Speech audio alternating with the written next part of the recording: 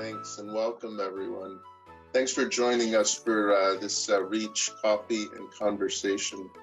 And today we're really excited to have Beth Haliburton with us. Beth is a registered dietitian at Toronto Hospital for Sick Children. She's had a lot of experience taking care of children with GI conditions, and in particular works very closely with the pediatric surgery group there in Toronto, and is going to share with us what she's learned and sort of experienced with patients who have Hirschsprung disease. So Beth, thank you very much for joining us. And it'd be great if you could start out just by telling us a little bit about you and your experience, and then we'd love to hear about Hirschsprung disease. Sure, no problem. Yes, as Dr. Goldstein indicated, I'm a registered dietitian. I've been working with the Division of General Surgery at SickKids in Toronto for about, we'll say 13 years, so it's been a while.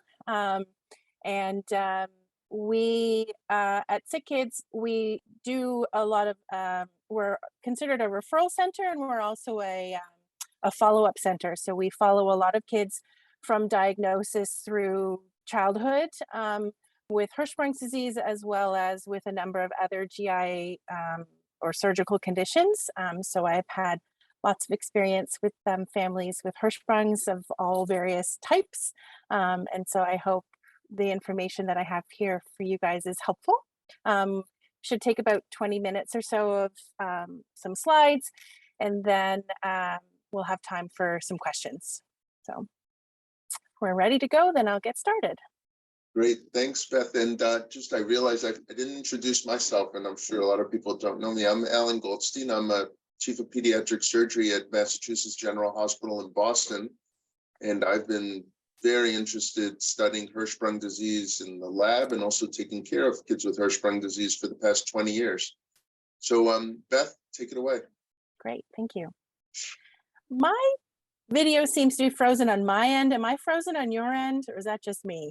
You are, but we hear you well and we see your slides. So maybe I'll stop my video for now, and then when we have the questions, I'll restart my video. How about we try that? Okay. All right, so we'll get started here. Before I do any of these kind of talks, I like to go back to the literature and just see if there's anything new and interesting that I can share with families, because I know that's one area that families don't often get access to quickly. And I will say, over the years, when it comes to nutrition and Hirschsprung disease, there's not been a whole lot that's been published specifically. But this year, when I went back to the literature, I did come across this interesting paper that I thought would be nice to share with you guys. It was published in 2001. It came out of a group in Sweden. And basically what they were doing is they looked at the quality of life of families who have children with Hirschsprungs, specifically related to their diet. And it's considered qualitative research. So the families were all interviewed and asked a bunch of questions, and the discussion was guided, and the researchers took all of the discussion and the responses from these families, and they grouped them into 3 different areas. The first area was sort of the themes focused around families recognizing that diet had a big role in regulating their child's bowel function. The second category focused around how the restrictions or the changes to diet impacted the family life.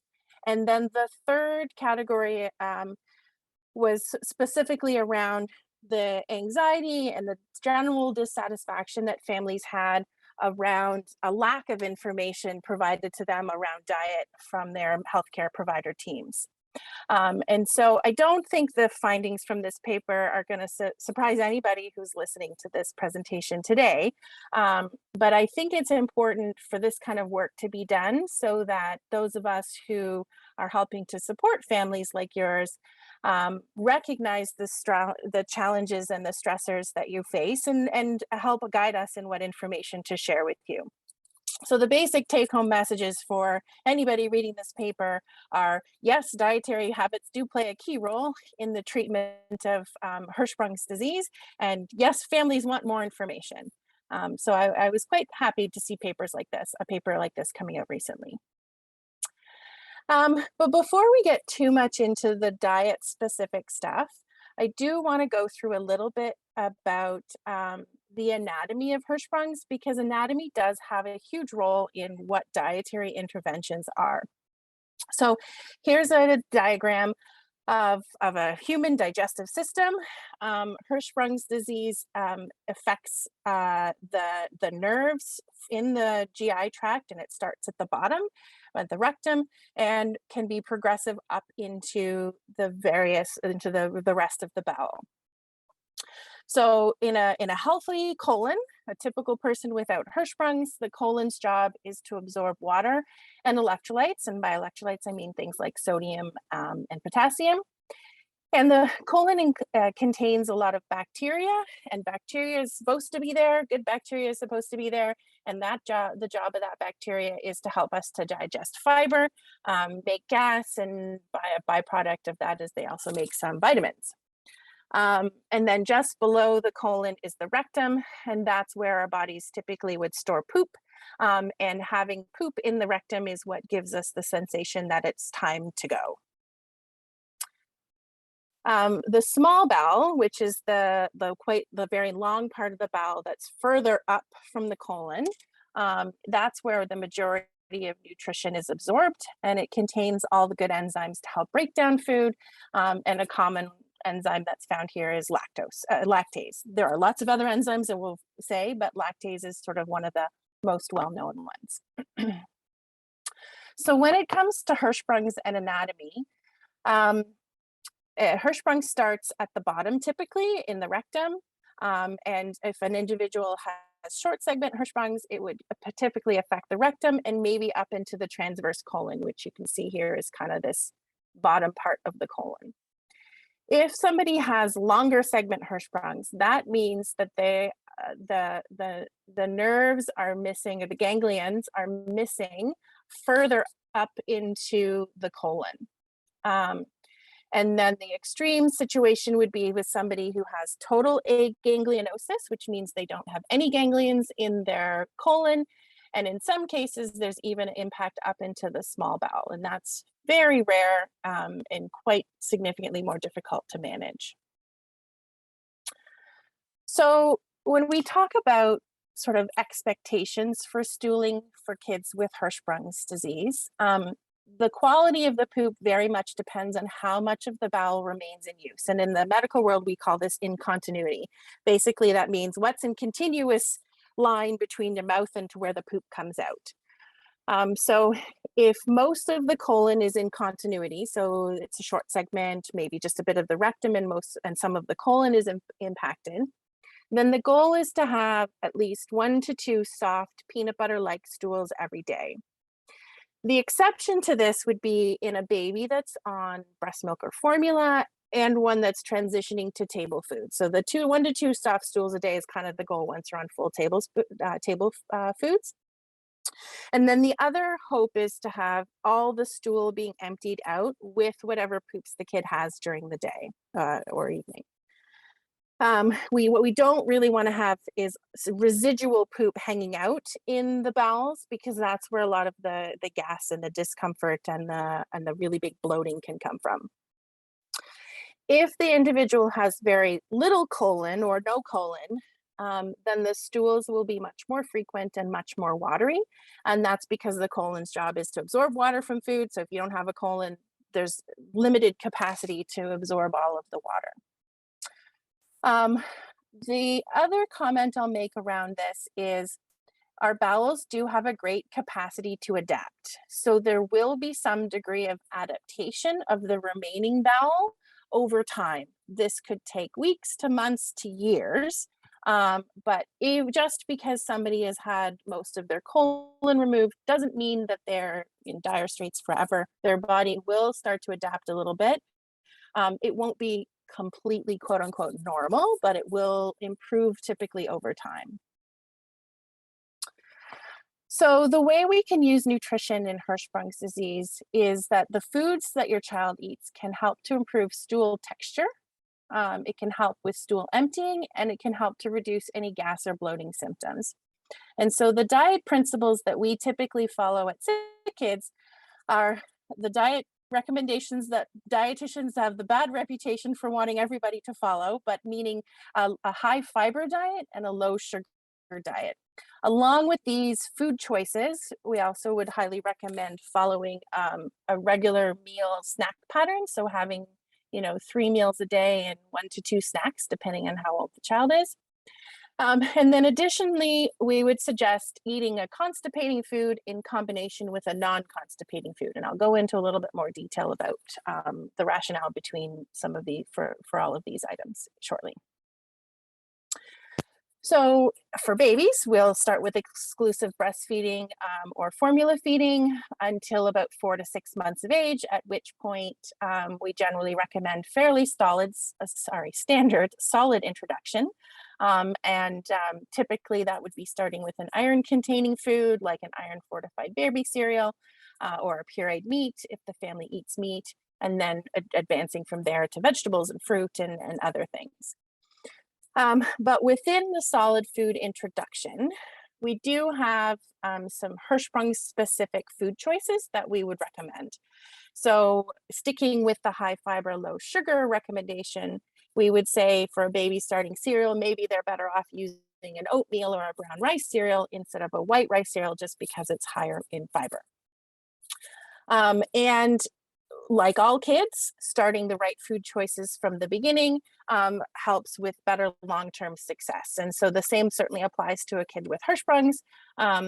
Introducing foods to support Hirschsprung's, optimal Hirschsprung's stool output down the road is really helpful to start when they're starting solids, because that way the benefit of getting used to certain foods is sought from the beginning. So SickKids has a website called aboutkidshealth.ca. It is available, all over North America.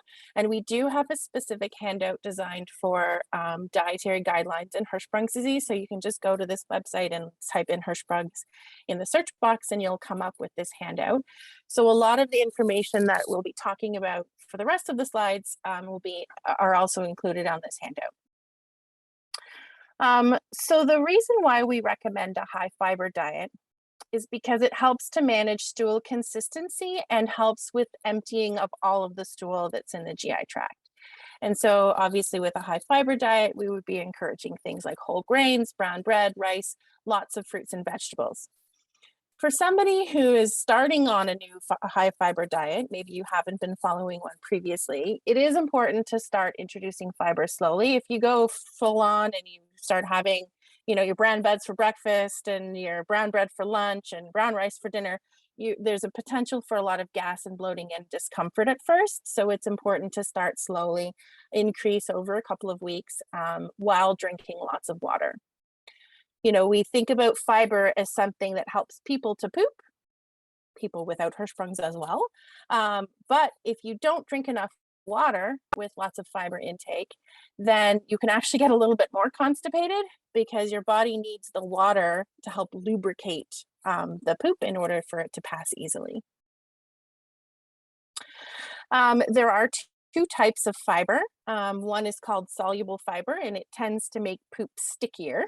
And so it would be things like oatmeal and lentils and the pulpy parts of apples and ground flaxseed and beans. So these foods are particularly helpful when somebody has really watery stool, like if they have a longer segment Hirschsprung's or have an ileostomy or or even a colostomy if it's really high volume loose stool. Foods like this can be really helpful to help thicken the output a little bit. The other type of fiber is called insoluble fiber. This is what most people would consider as roughage.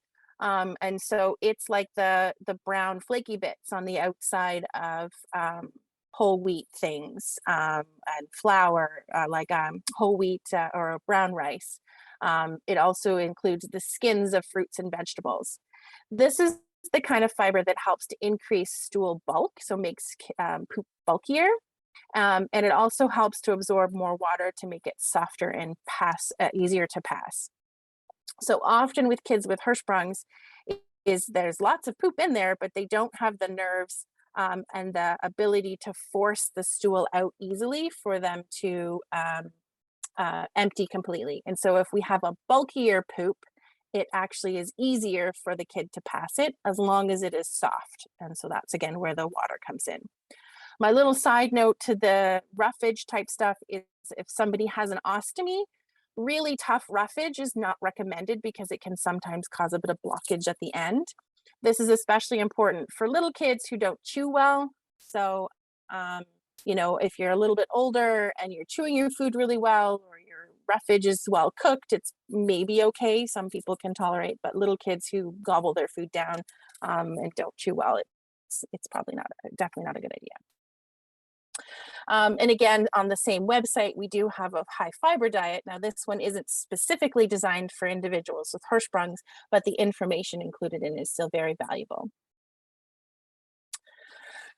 So with respect to the low sugar recommendation, this comes because sugar can cause bloating, gas, and diarrhea.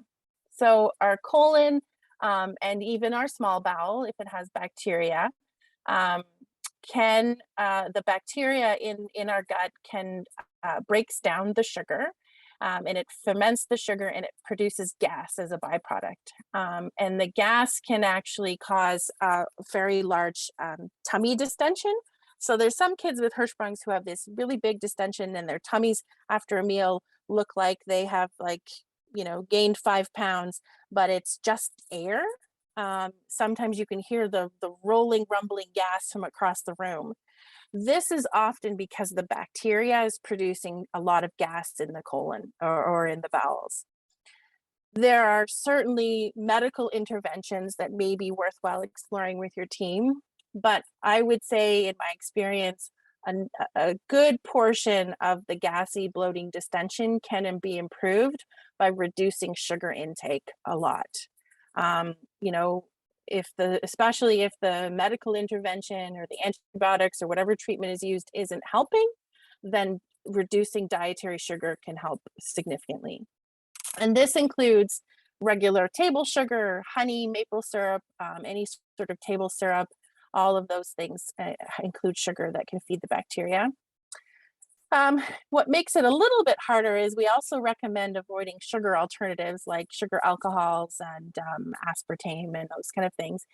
Not so much about the gas and bloating, but even in somebody with a fully intact non-Hirschsprung's bowel, sugar alcohols in particular can cause gassiness and diarrhea. So you can imagine it would potentially be that much worse in a kid with a Hirschsprung's bowel. And so foods that we would limit would obviously be candies and cookies. Juice, I don't really like kids drinking juice at all. You know, if your kid absolutely won't drink anything but juice, then I would highly recommend diluting it significantly with water, you know, like 10 to 25% juice and the rest water. It's sort of a bit of a workaround. And then if you're looking at the labels of prepared foods or drinks, choosing something that has less than 10 grams of sugar per serving, and then only consuming that serving amount. A little bit about dairy. Some people with Hirschsprungs can be sensitive to the lactose in dairy products. Not everybody is. This dairy can cause extra bloating, gas, and diarrhea because their body isn't able to digest the lactose well. And so some people I would encourage to try a lactose-free milk or some sort of non-dairy alternative to see if the symptoms improve.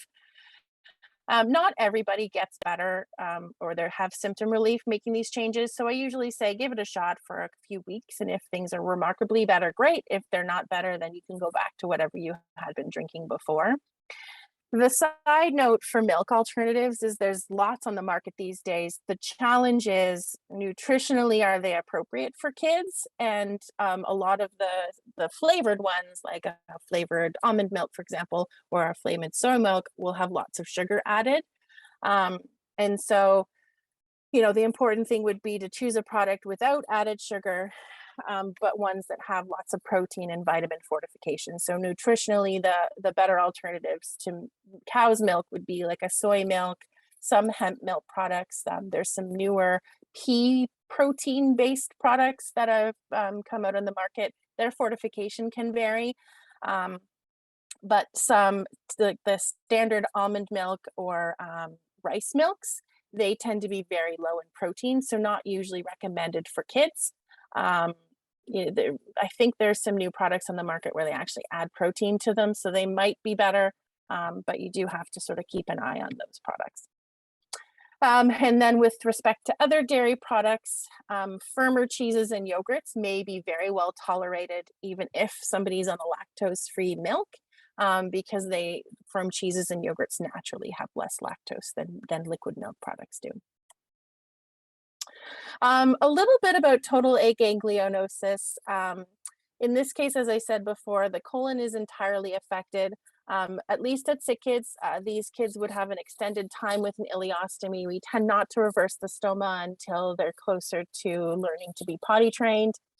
And partly because the ileostomy output that's coming into the bag will just start to, when they reverse the stoma, will just be the same consistency coming out of the bottom end. And so if there's a lot of liquid and it's just sitting in a diaper, that can cause a lot of skin irritation and challenges, which is why we generally wait till they're potty trained, because then they can just poop into the toilet. And so the output with these kids with a stoma or even after closure can be very high in volume and very watery. And so this is where the soluble fiber and the sugar intake have a lot of a role in help thickening up the stool. We do have another handout on ileostomy management. Again, it's not specifically geared towards individuals with Hirschsprungs. It's any child with an ileostomy, but again, the dietary stuff is quite appropriate. So before I finish up, I have a couple of slides of some other, I don't want to say alternative interventions, but sort of more recent up and coming things that often parents will ask me about. So probiotics are one of them. Bacteria, a probiotic is basically a bacteria that you would take as a supplement or in foods that helps to improve the ratio of good bacteria to bad bacteria. So bad bacteria is the stuff that can worsen sort of any gas bloatiness, and taking a more of the good bacteria just helps to rebalance things. And so in some people, there may be some improvement in GI symptoms. There's been some research in Hirschsprung disease as to whether probiotics may reduce the risk of enterocolitis. I have to say the science to now has been very unclear. There's 2 to 3 studies out there. One found a benefit, the other did not. I think there's been a meta-analysis where they pooled all the results together and the results just weren't clear. The challenge with probiotics is that there are lots of different types of bacteria, formulations. You can buy it as pills, as powder, as liquid, as drops. And so studying it is really hard because you have to be very specific in how you, what options and types that you use. Certainly in my experience, if families ask about it, I'm happy to provide a couple of examples of products that we know have, good bacteria strains in them. They're in great forms that are actually usable by the body. But again, it's a trial for a couple of months. And if it makes no difference, then it's not worth the expense of continuing. It sort of depends a little bit as well on how much colon is there. Most of our bacteria in our bodies lives in the colon. And so if you don't have a colon, I always sort of argue with myself of how much a probiotic is going to work on the small bowel. But as I said earlier, there will be some adaptation to the small bowel. So there may be some colonic-like activity that happens and bacteria that happens there. So it may still have some benefit. But there's certainly no harm to trying in most cases. And so if a family asks, then I will, give some recommendations and support them on that. And then, of course, the alternative to a supplement is that there are lots of food sources, fermented foods or foods that have been supplemented with probiotics that you're always welcome to try. These foods would be things like tempeh, which is a fermented soybean, kind of like a nuttier tofu, yogurts, kefir, which is a fermented milk product, miso, which is a fermented soy paste, kimchi, and sauerkraut would be examples. And then lastly, I'm going to talk about something called FODMAP. So this is a really trendy diet that's come on very strongly in the nutritional world in the last, I'll say 5 to 8 years. And what FODMAP stands for is fermentable oligosaccharides, disaccharides, monosaccharides, and polyols.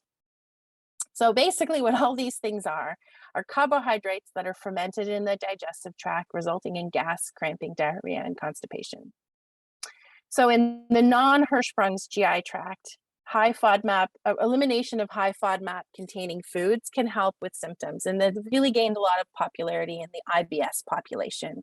A lot of people have been able to identify food triggers of their IBS following this low FODMAP diet.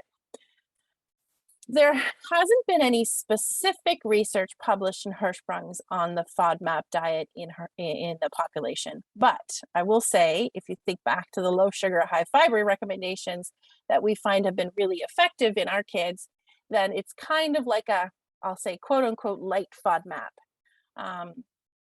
And for families who want to try it, I would say Google has a lot of information on FODMAPs.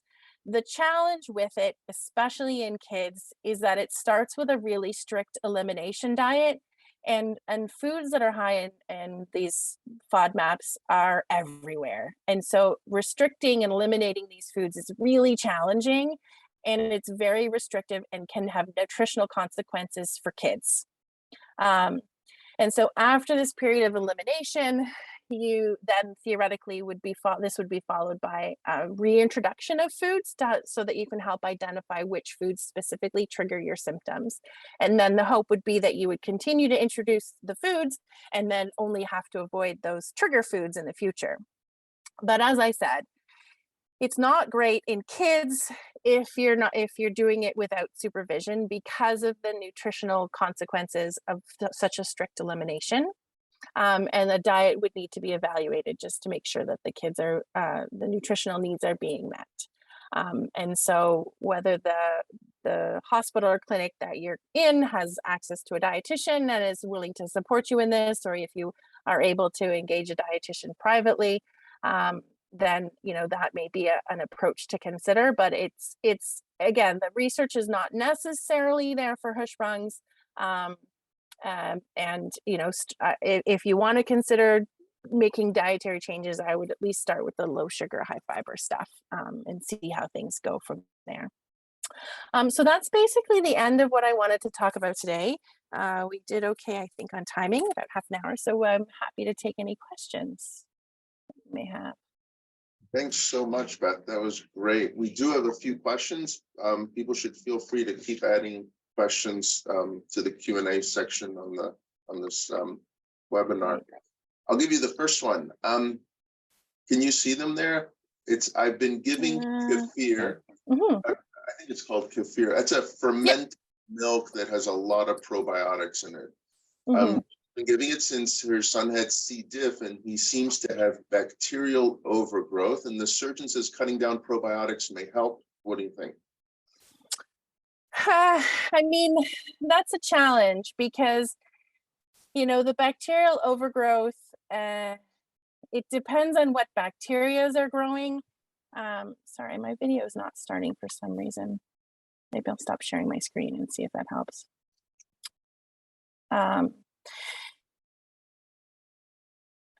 Oh yeah, it's not starting. Sorry about that. You'll have to look at my picture instead. I'm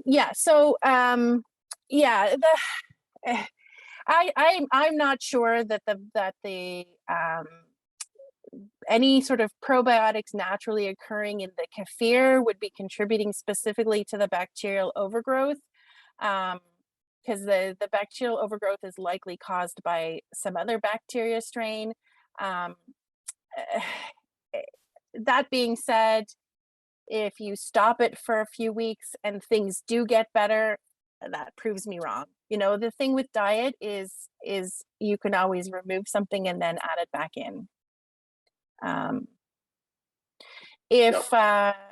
If somebody's receiving antibiotic treatment for something, then there's I start to argue with myself about whether giving a probiotic containing food while somebody's actively being treated with antibiotics, whether the antibiotics just end up killing off all the good bacteria that you're trying to repopulate with.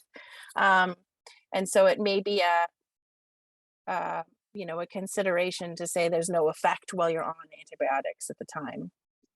Right.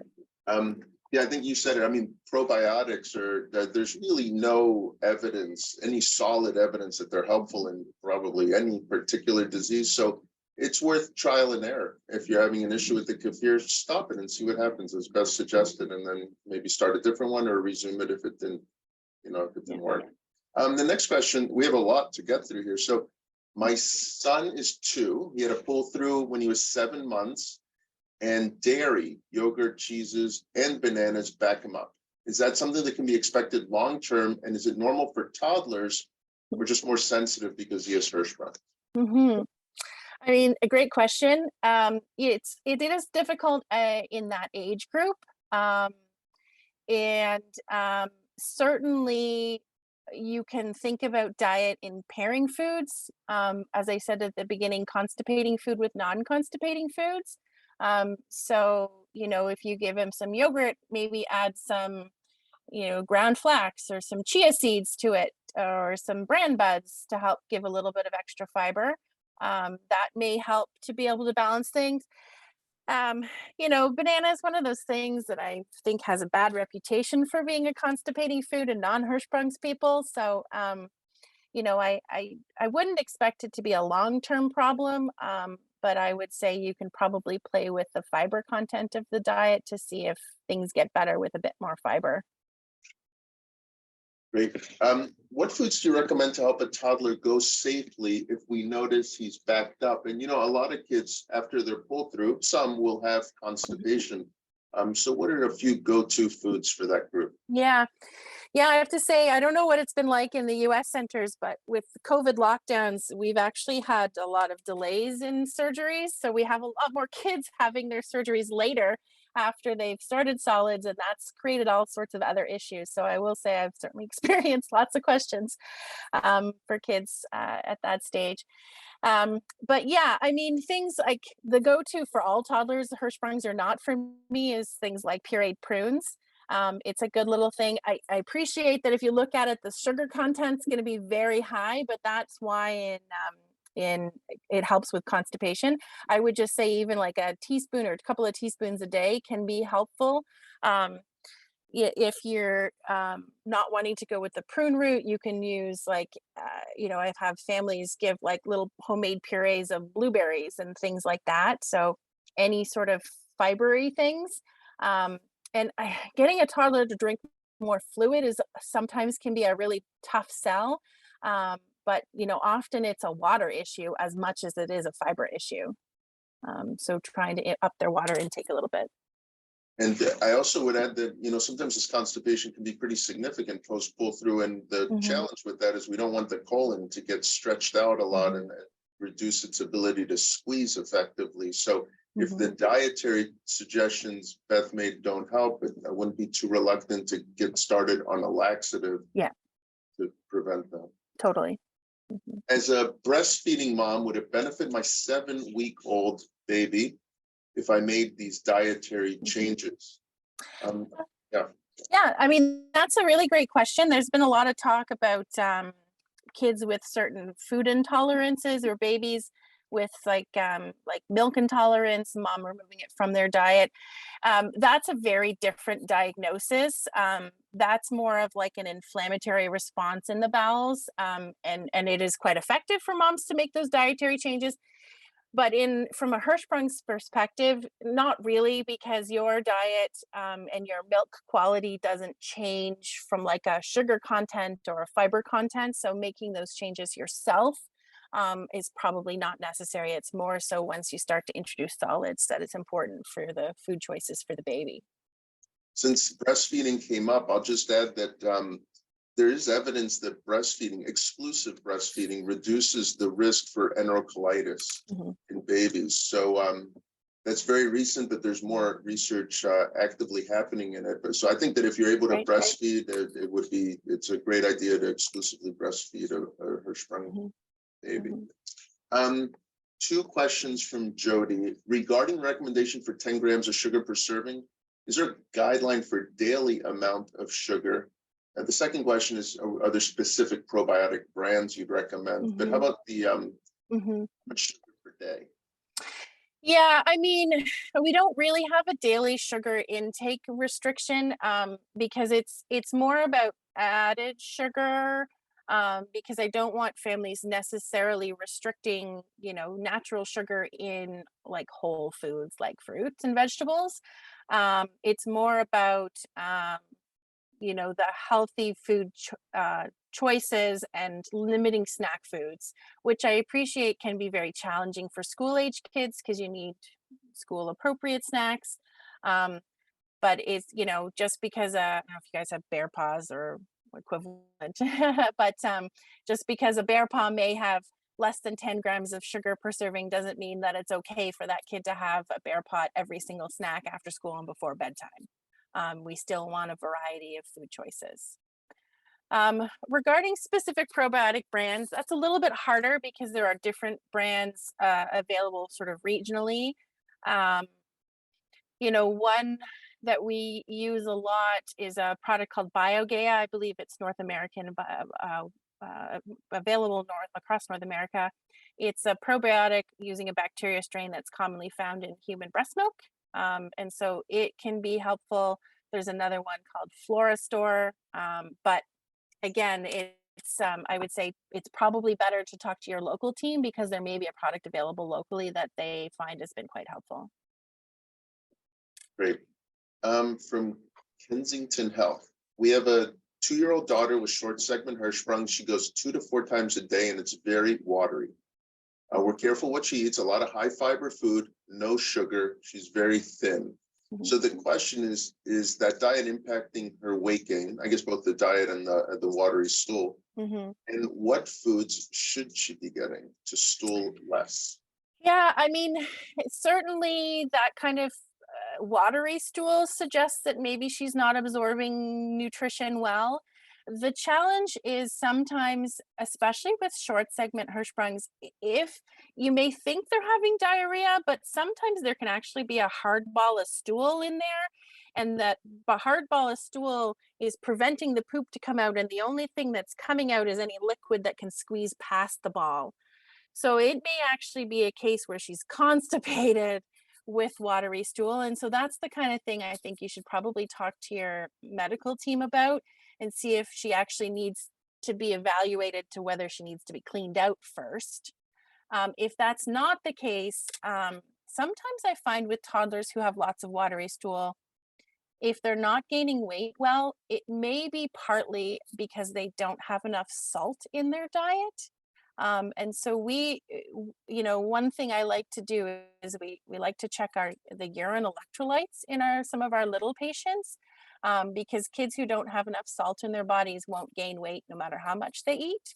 And so we use urine electrolytes better than blood work to measure how much salt they have in their body, and then we can just give a little salt supplement if we need to. But it sounds like it's more than just food in your situation. Yeah, I agree. I think seeing the pediatric surgeon, a kid like this, should get a good exam to make sure that they're not backed up with stool. And often we'll do a contrast enema too, which can help distinguish, are they backed up and leaking around a ball of stool like Beth suggested, or are they having what's called hypermotility, which happens after pull-through surgery, where the colon's just super active and just shooting out, liquid more frequently.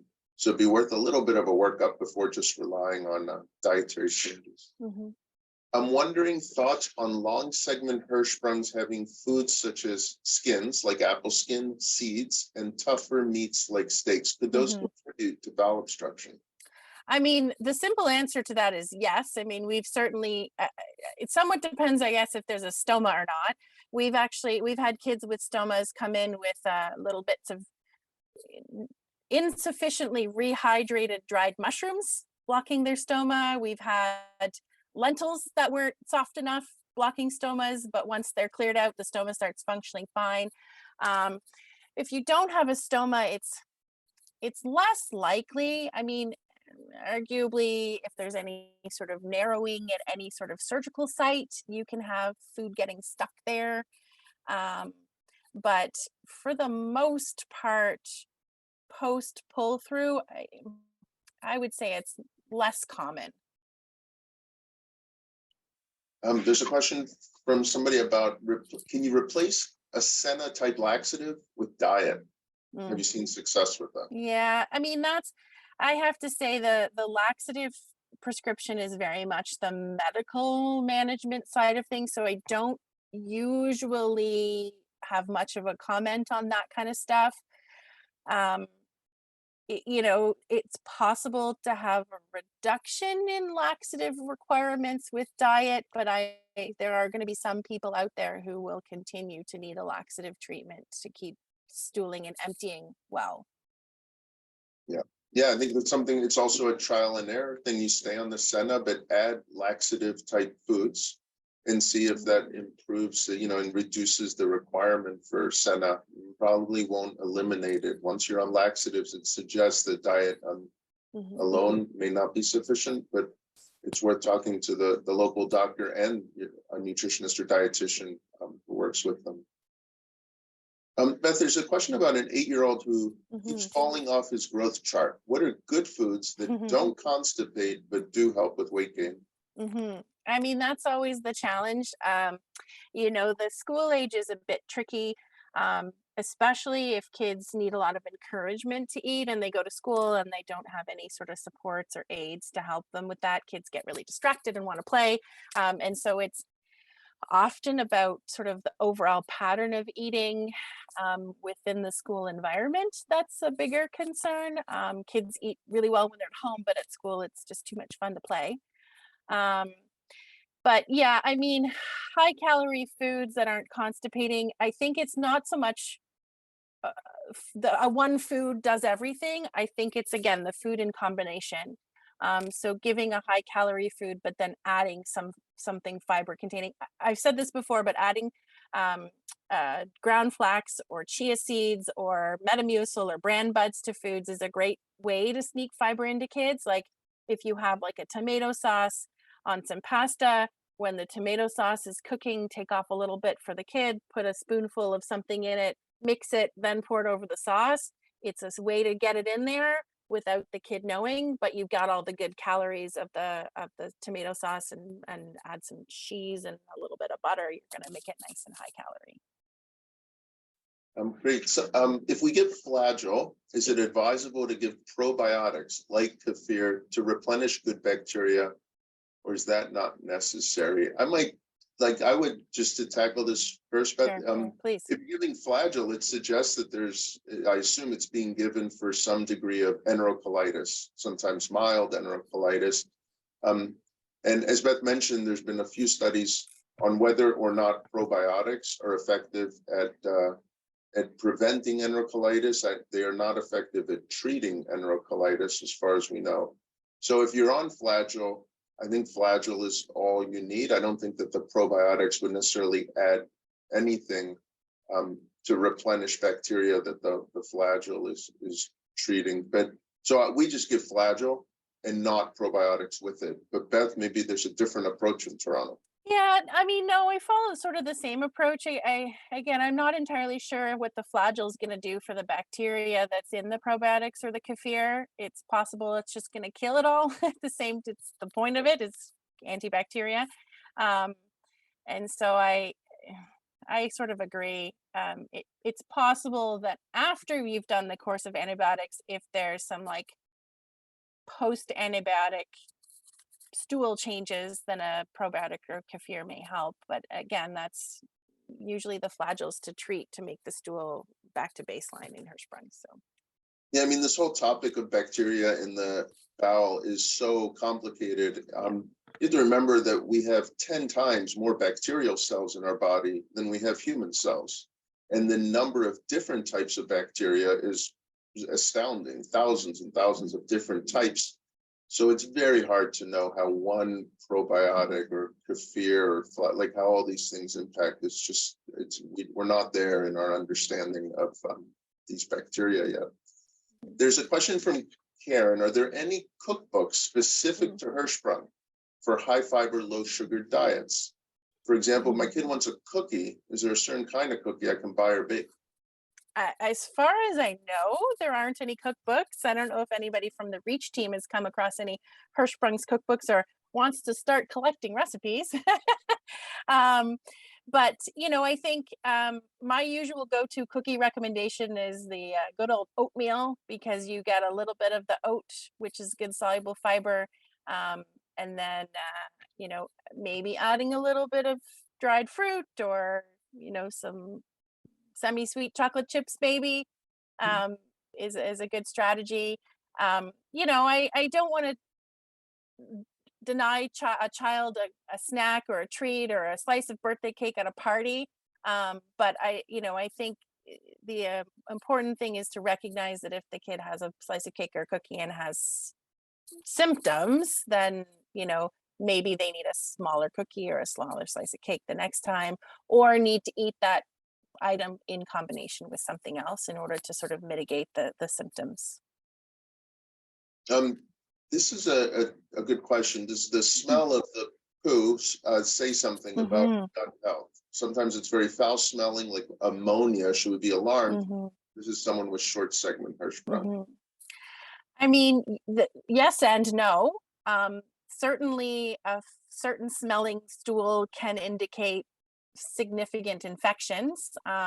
Like C. diff, for example, has a very distinctive smell. Any nurse can go and walk by a room, and if they get a whiff of that poop, they're like, C. diff, 100% right there.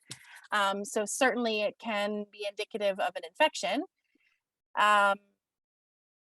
You know, and it can also indicate a change in diet. I mean, I will say an individual without Hirschsprung's, their poop smells constantly based on what we eat, and the same is going to happen with people with Hirschsprung's. Right. I think if a foul smell is associated with explosive stool, like explosive watery stool or abdominal distension, those are some signs of enterocolitis, and but hard to know. Oh, here's somebody in your neck of the woods. You want to answer that? Can they contact you? Yes, so when you come to clinic, if there's issues, Dr. Zany can reach out to me. This person relies on prunes to help their 17-month-old. Can the body become reliant, or is it okay to give every day? Prunes, certainly you can give every day. There's probably hundreds of thousands of elderly people out there in the world who are relying on prunes. My grandfather was one of them. It's not like there are some laxative medications that you may be prescribed for periods of time that you can become reliant on, but no, prunes and food sources generally are not things that you need. This one's about a 9-year-old who recovered from pull-through surgery and ate a normal diet and goes every morning. This fall was tough, constant headaches, stomach aches, RSV, COVID, norovirus. Sounds like every patient we have nowadays. Rebounding, hospitalized for dehydration. Is there something to look for? Potential complications 10 years after surgery, and what diet maintenance to address what might not be obvious? Yeah, I mean, it sounds like all the viral illnesses that you guys experienced probably are the #1 cause of all these things. Now, again, in a non-Hirschsprung's individual, there's certainly post-viral changes that can happen to the GI tract. There's post-viral lactose intolerant. There's post-viral IBS in a well gut, and the same thing can happen in Hirschsprung's. And so if your child is still having ongoing symptoms or their stools aren't back to normal, certainly you could try making some dietary changes like lactose and limit restriction or reduction may help things temporarily, and the hope would be once you've recovered from the illnesses over time, there will be a return to baseline. But I will say kids with Hirschsprungs can be a little bit slower to return to that baseline after that many infections. Yeah, that's for sure. Viruses definitely throw kids with Hirschsprungs off and their stooling changes for a while, and it takes time to get back to normal. My son is 1 in May. Oh, he'll be 1 in May, eats a wide variety of foods with no issue, no enterocolitis, consistent soft stools, no excessive gas or bloating. He's going to start weaning off breast milk soon. Any advice introducing milk or its alternatives? Yeah, I mean, that's a good question I get a lot. If it's a bit of a trial and error. You know, everybody with Hirschsprungs has a slightly different tolerance. I usually recommend starting with cow's milk if your family drinks cow's milk at baseline and seeing how they do. And then only if you have issues, go the alternative routes. And that's primarily because of the nutritional consequences of some of the alternatives that are out there. If the family doesn't drink a lot of dairy, you know, then fine. Going for something like soy as an introduction is also totally fine. This one's about a boy who's 4.5, and he's the smallest kid in his class. He had 30 centimeters of colon removed. He takes Senna to contract, you know, to get stool out. And so the question is, because of the Senna and the loss of some colon, and he has more poop episodes every day, is that affecting his ability to absorb nutrients and grow, or is it just he's just a smaller kid? I mean, I think that question, I have to go back to you and say, I don't know, how tall are his parents and his siblings? If the siblings and the parents are all on the shorter side, then I would say that's probably genes. The other question would be whether he's always been small from the beginning. Is he following his own growth chart? If he's following his own curve, then that's very much would be expected for him. If there's been sort of a sudden change, like had been growing well up until an age and then stopped growing, that could indicate that there's something else going on with diet and absorption.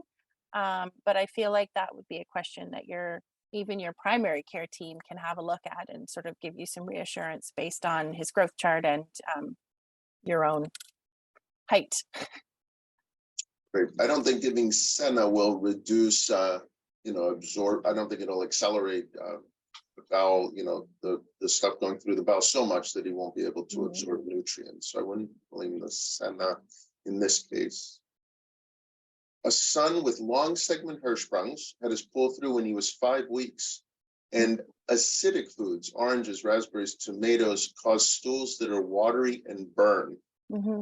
So they also don't seem to get fully digested. Is that common? And they just avoid them, but he likes those foods. Yeah, I mean, it's not uncommon for pieces of foods to come out looking undigested with a long segment Hirschsprungs. That's very common.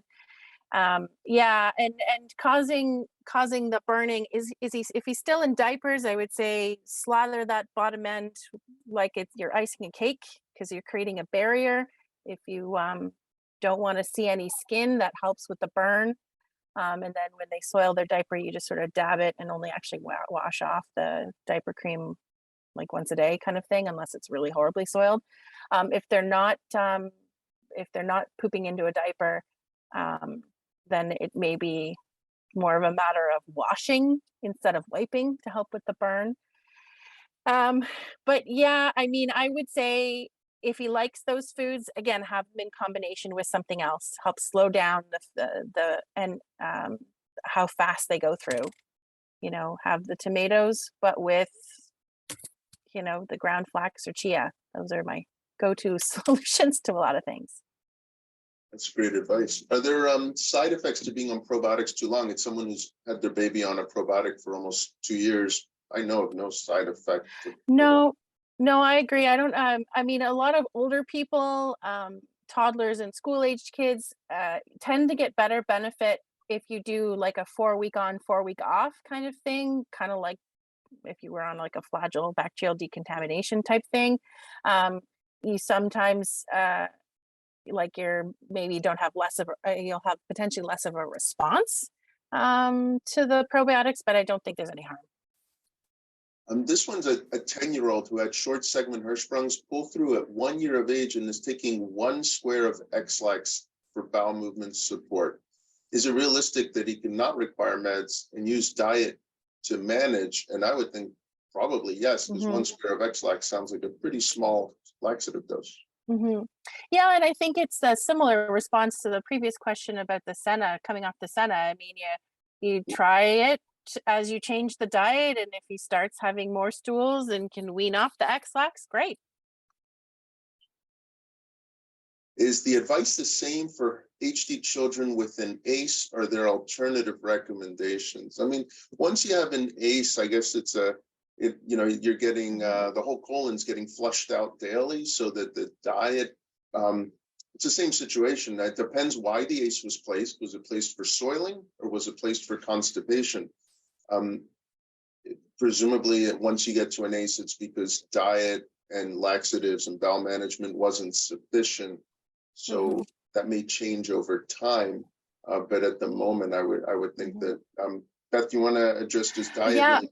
I mean, I'm just going to play my everybody's favorite dietitian card and say high fiber, low sugar is a diet everybody in the family should be following forever and ever and ever. And so regardless of whether you have an ACE or not, I would say it's always good from a general health perspective to continue to follow the same recommendations. Good advice. I have to change what I have for lunch today. Yeah. We're told to stick to whole wheat bread, pasta, and brown rice. Is it necessary to stay away from white rice, white pasta, and white bread, or just limit it? Yeah, I mean, that's a good question. In an ideal world, avoiding them would be the best. But, and it's not even a matter of the white breads and pastas themselves causing problems. It's the lack of the fiber in them that's more of an issue. But if you're having one slice of white bread for breakfast, but everything else in the daytime has high fiber in it, it's probably fine, but it's very much individual. And again, it's about overall fiber intake and less about those particular foods causing issues. We are at 1 o'clock. There's a few questions that I want to get to real quick. And Grace is on. Grace, if the questions we didn't answer, if you could send them to me and Beth, we can tackle them by email, but we'll need to know how to get back to these individuals. There was a question about doing this for older kids, like a girl who's 12 years old and advocates for herself. That's a great idea. And we take that back to the group to have coffee and conversation for kids once they get older. Another comment from Nicole Perry that a cookbook would be great, or recipes for the newsletter. We'll also take that back to the REACH board. Daily Miralax, I think it's fine. There's been a lot of sort of mixed information on whether it's safe or not. I don't think that there's any evidence that daily Miralax has any negative effect. You don't become dependent on it, and it doesn't seem to have any ill consequence. There's a longer question about a 17-year-old with Down syndrome, which I think deserves more attention. So maybe an email about that would be great. And then some additional 4 last questions. We can either tackle them now or let people go, because it's I mean, I can do a few more minutes if everybody else is, but I appreciate that it's lunchtime in a lot of places. What do you say, Beth, about Senna dependence? That's one of the questions if you're on it every day. Again, that's something that I usually leave to the nurse practitioners and the surgeons. It's not something I generally get involved in. All right, so I'll give you my answer is, if you need it, take it. I mean, it's treating a problem, it's making things better, just take it. The dependence is not an issue. It can be weaned off over time. I wouldn't just stop it suddenly. It does depend on the dose as well, but if it's helping, use it. We found positive effects of probiotics in helping our son with short segment Hirschsprung to go. Is it possible for him to become reliant on probiotics? That's Beth, is that one you want to? I don't think so. I think it's like if the probiotics are helping, there's no harm in them. You know, as I said before, off and on for, you know, 4 to 6 weeks at a time may even have more of a benefit, but I don't think there's any reason why you have to stop them for fear of being reliant on them. Great. Yeah, we have the last 3 questions they're a little bit on the longer side, and I'm hesitant to keep people here longer than necessary. Well, not than necessary, but longer than planned. So, but we will, Crystal, Isabel, and Sue. If Grace is there, let's just make sure that we can get in touch with them by email to answer these questions. No problem. All right, Beth, I want to thank you. That was a wonderful session. I learned a lot and got through a lot of questions. So thanks again for doing this today, and thank all of you for joining us. No problem. Thank you for having me.